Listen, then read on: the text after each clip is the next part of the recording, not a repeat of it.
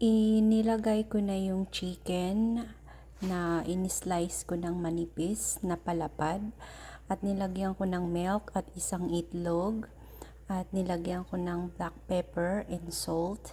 Minix ko na dyan lahat at ibabad ng 10 minutes.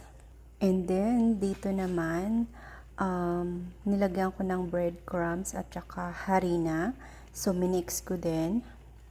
At ngayon ay ganyan lang natin. Ngayon naman ay piprituhin natin.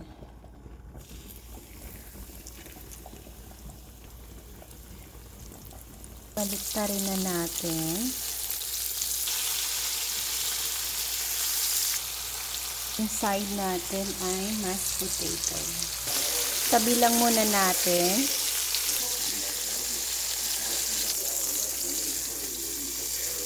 Ginisa ko yung mushroom at yung leftover na harina ay hindi ko tinapon.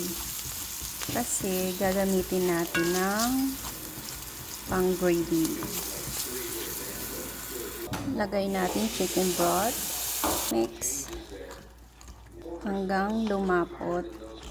Timplahan natin ng paprika, black pepper, konting salt, garlic powder, onion powder, and mix. Tikman natin. Balik natin yung chicken.